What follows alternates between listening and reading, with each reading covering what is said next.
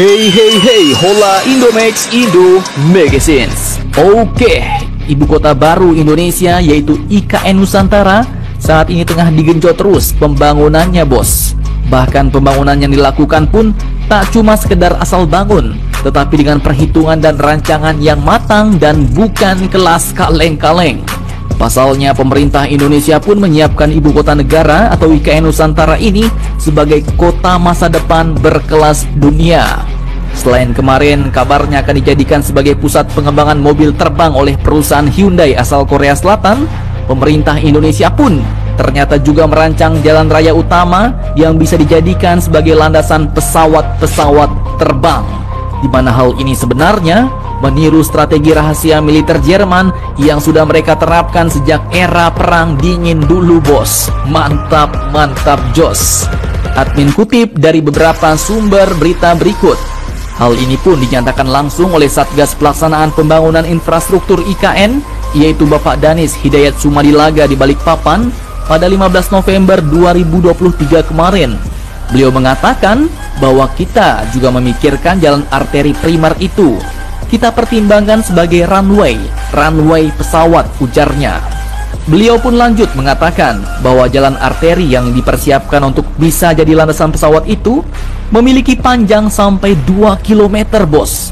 Dan dalam hal ini ia pun mengacu pada beberapa negara seperti Jerman dan Singapura yang sudah menerapkannya terlebih dahulu. Di mana ia mengatakan bahwa beberapa negara telah memanfaatkan jalan lurus yang bisa didarati. Bisa kita desain beberapa dan kita pilih di beberapa lokasi di IKN, ujar beliau.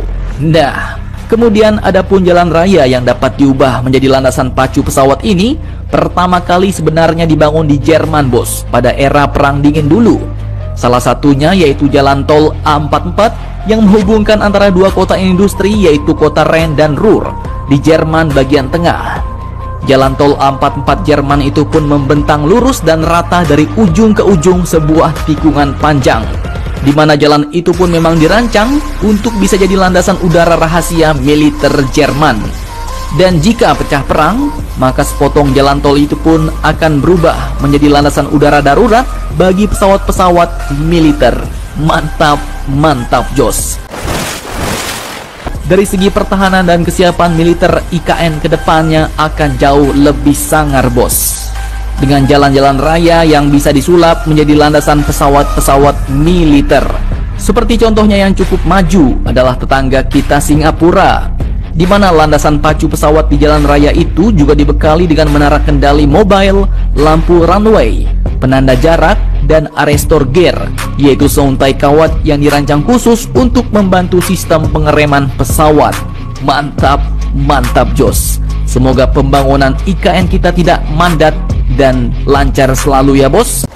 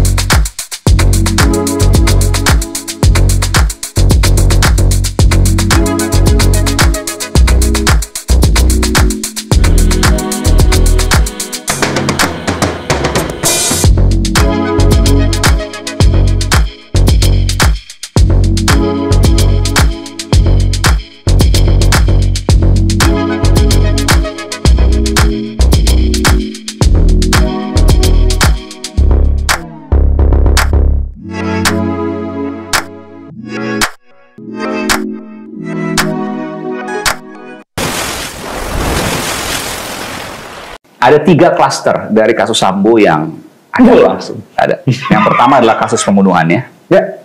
Yang kedua adalah kasus obstruction of justice dari sejumlah oknum polisi yang melakukan penghalangan penyidikan, dan sekarang dua-duanya sudah diproses. Ada satu lagi, yakni isu dari konsorsium 303 yang kemudian judi online tadi. Konsorsium 303 itu adalah pasal KUHP yang merujuk pada perjudian. Gitu. Makanya disebutkan istilah konsorsium 303. Ada 2 episode dari program Aiman, investigasi Aiman yang membongkar itu, dan memang ada ya? Ada. Ya. Dan ini bukan hanya dari katanya-katanya, tapi ini yang mengatakan satu dari narasumber yang memang dia berkutat di dalam konsorsium. Aiman mendapatkan eksklusif. Yang kedua, ada purnawirawan yang juga mengetahui beberapa nama yang kemudian di sana, jenderal. Yang ketiga, ada juga purnawirawan yang lain. Yang keempat, ada juga purnawirawan polisi, semua purnawirawan polisi ya, yang kemudian sekarang ada di struktural di Kompolnas. Yang ketiga, informan-informan dari Aiman yang ada di dalam internal kepolisian yang masih aktif, dan juga internal tubuh aparat negara yang lain. Informasi-informasi itu tentu menjadi hal yang menarik untuk dikumpulkan dan di cross check, dilakukan pengecekan. Dan kesimpulannya adalah ada. Dan polisi, Kapolri dalam hal ini, Pak Jenderal Listio Sigit Prabowo juga sudah berjanji bahwa ia akan menuntaskan. Dan mengatakan bahwa konsorsium 303 itu ada. Emang the money segitu bignya? Ini bukan gue yang ngomong ya, PPATK yang ngomong. Yes. Pusat Pelaporan dan Analisis Transaksi Keuangan. 151 triliun perputaran judi online saja. Online loh, ini belum yang offline ya. Perputaran judi online dalam setahun. Pusat Pelaporan dan Analisis Transaksi Keuangan, PPATK. 151 itu adalah uang yang berputar. Lembaga Intelijen Keuangan Negeri ini. Dan valid datanya. Pasti dong, harus kita percaya. Itu Lembaga Intelijen Keuangan. Dia tahu. Dan gue dapatin informasi dari mereka. Mainnya tahu berapa orang-orang di Indonesia? 10.000, 20.000 men sehari. Kadang-kadang 2 kali main dalam sehari, kadang-kadang cuma sekali. Artinya apa? Mereka orang nggak punya. Ini bicara generasi. Mereka kekurangan protein karena ayahnya atau ibunya nggak tahu siapa ya, orang tuanya. Main judi online yang seharusnya bisa beli susu, dialihkan untuk beli susu 10.000, 20.000, bisa beli telur untuk hari itu, memberikan protein kepada anak-anaknya, tapi mereka gunakan untuk judi online. Kita bicara generasi. Kalau 151 triliun setahun, satu orang main 10.000, 20.000, ada berapa juta orang setiap hari yang main, dan mayoritas orang nggak punya.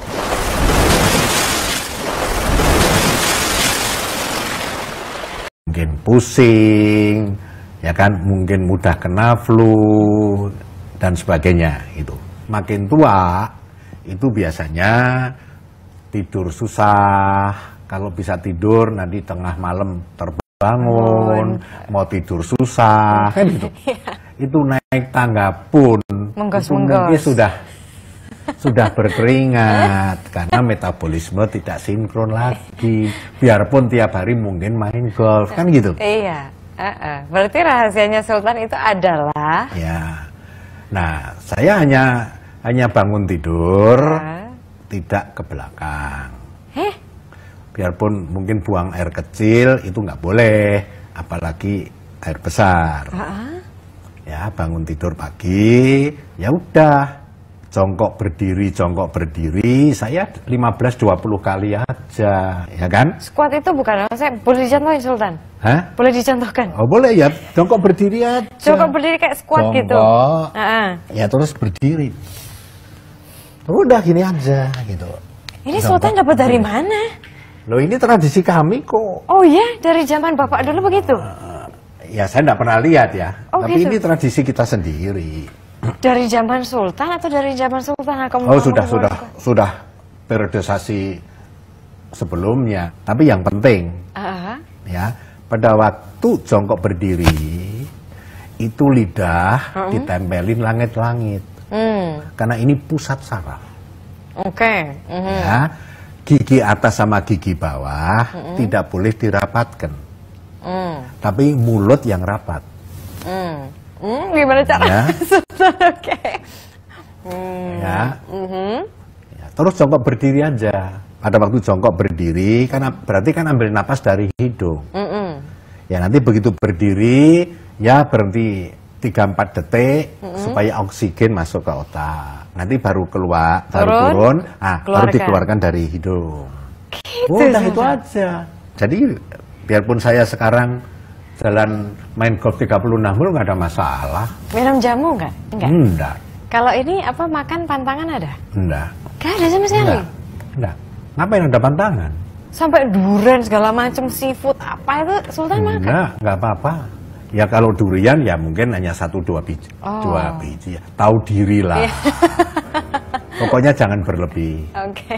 Makan itu secukupnya, jangan sampai kenyang. Kalau saya hanya itu. Oh, makanan kesukaan Sultan apa? Saya tidak ada pantangan apapun. Makan.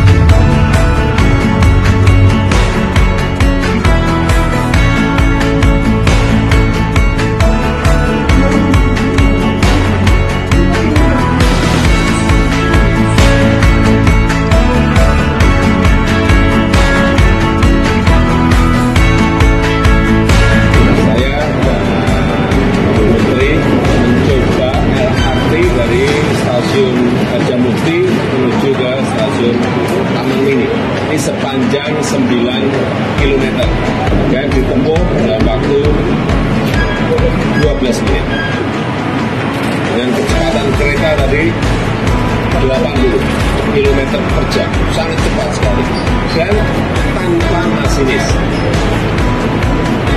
Yang kita senang, kita bangga, kereta ini adalah buatan Inka, semuanya buatan Inka, termasuk sistem tanpa masinis, semuanya dari Inka.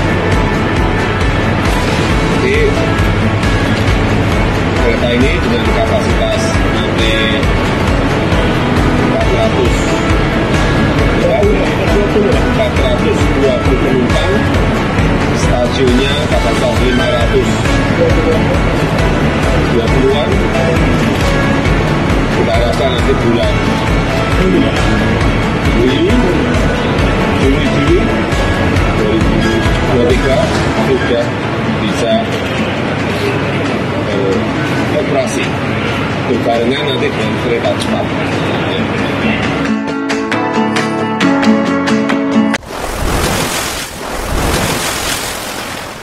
Smelter tembaga terbesar di dunia dibangun di Indonesia. Indonesia bakal memiliki pabrik pemurnian dan pengolahan smelter tembaga terbesar di dunia. Smelter ini digadang-gadang mampu mengolah 1,7 juta ton konsentrat tembaga per tahun. Jika smelter ini selesai dibangun, akan mengalahkan smelter terbesar dunia, smelter Guishi di China. Smelter milik Jiangxi Copper tersebut memiliki kapasitas 600.000 ton. Sebagai informasi, istilah smelter muncul dari sebuah proses yang dinamakan smelting. Dalam dunia pertambangan, smelting adalah proses ekstraksi biji logam murni yang ditambang dari bumi. Pembangunan smelter di Indonesia akan dilakukan oleh PT Freeport Indonesia. Saat ini proses pembangunan smelter senilai 42 triliun rupiah sudah mencapai 51,7% per Desember 2022. Ditargetkan pengerjaan tuntas pada tahun 2024. Fasilitas pemurnian tembaga ini terletak di kawasan ekonomi khusus Java Integrated Industrial and Port Estate, Gresik, Jawa Timur. Smelter ini menggunakan desain single line, yakni penggunaan hanya satu jalur proses. Smelter Freeport akan menjadi fasilitas pemurnian tembaga untuk menghasilkan katoda tembaga, serta pemurnian logam berharga lainnya. Kehadiran smelter Freeport diproyeksikan bisa memproduksi 35 ton emas per tahun, dengan nilai transaksi sekitar 30 triliun rupiah. Selama proses konstruksi, smelter Freeport akan mampu menyerap tenaga kerja hingga 40.000 orang. Pembangunan smelter menjadi capaian penting dalam ekosistem kendaraan listrik karena tembaga merupakan penghantar listrik terbaik. Terlebih, berdasarkan perhitungan, smelter akan dapat memproduksi sekitar 550.000 ton tembaga. Smelter Freeport berdiri di atas lahan seluas 100 hektar di dalam kawasan JPE yang dikelola oleh PT Aneka Kimia Raya. Selain pembangunan smelter berkapasitas 1,7 juta ton konsentrat tembaga per tahun, Freeport juga membangun fasilitas precious metal refinery kapasitas 6.000 ton per tahun. Ada juga produk sampingan smelter tersebut yaitu asam sulfat untuk pabrik pupuk dan petrokimia Gresik. Selain itu ada juga pembangunan fasilitas desalinasi air laut untuk memasok kebutuhan air smelter dan pelabuhan untuk bongkar muat hasil produksi. Pembangunan smelter Freeport juga bagian penting perjanjian divestasi saham Freeport kepada pemerintah Indonesia. Dalam perjanjian tersebut, Freeport ditargetkan membangun smelter dalam kurun 5 tahun alias paling lambat 2023.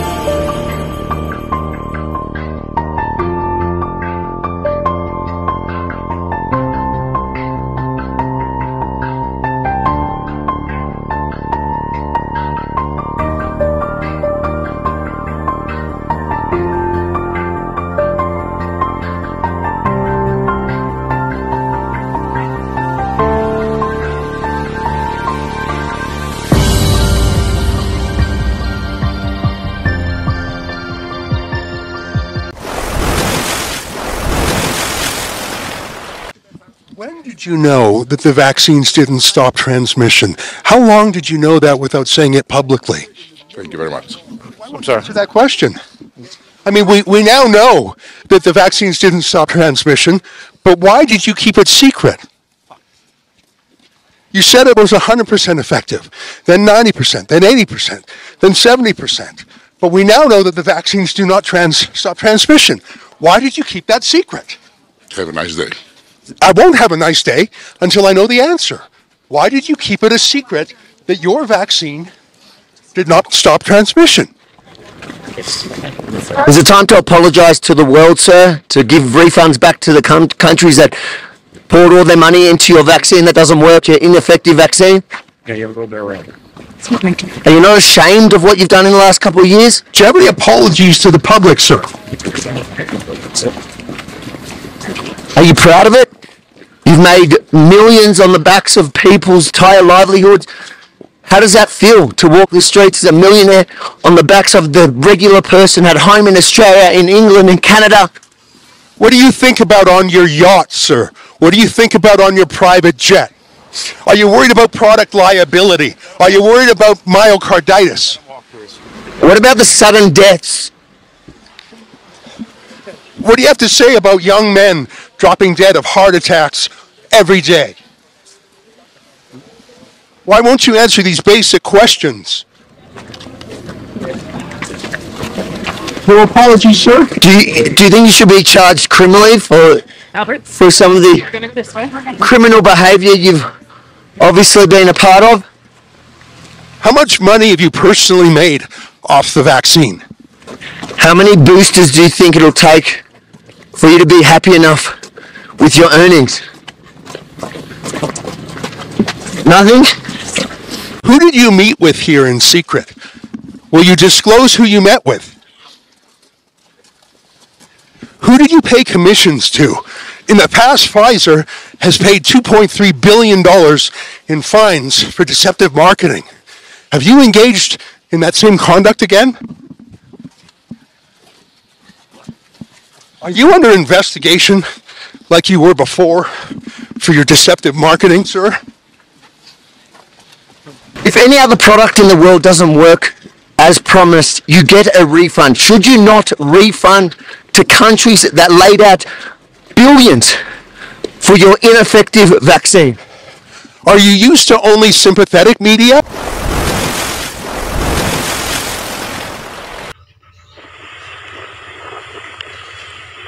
Assalamualaikum. Ingin ketemu Pak Wahid bisa, Pak? Oh, enggak ngantor ya? Enggak pernah ngantor? Enggak pernah kesini? Lah kemana, Pak? Di Golkar. Berarti kalau ke kantornya kalau ada rapat toh, ini wakil rakyat seperti itu, Pak ya? Pak Wahid ya? Saya mau konfirmasi terkait 8 honorer yang di Supa. Kabarnya kan dibayar dari aspirasi dia. Kalau nanti dia tidak jadi anggota dewan lagi bagaimana? Gitu. Gitu ya, nggak pernah ngantor Pak ya, sama sekali ya, kecuali ada rapat toh ya. Ya ini buat masyarakat biar paham nanti, masyarakat umum. Wakilnya dari Golkar ya, dari Golkar kan Pak Wahid ya, nggak pernah ngantor ya, nggak pernah ngantor kalau kecuali ada rapat. Terima kasih Pak. Assalamualaikum.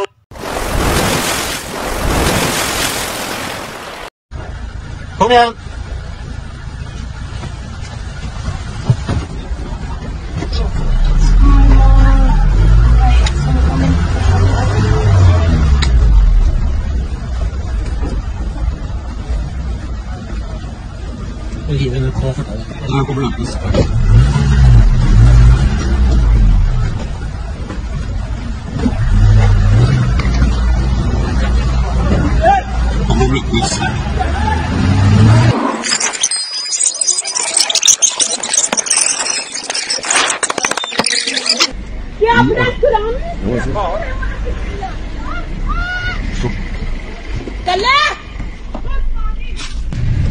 Trái, phân mã stop. Hãy bây giờ rulle. De kjøper kjøre på Lars her. Her er det action. Det her må miste førerkortet for. Stopp.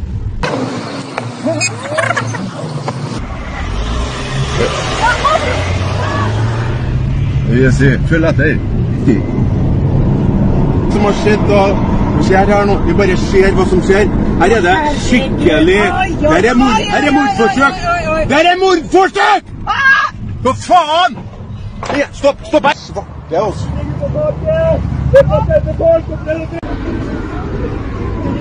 Som sagt, nu tar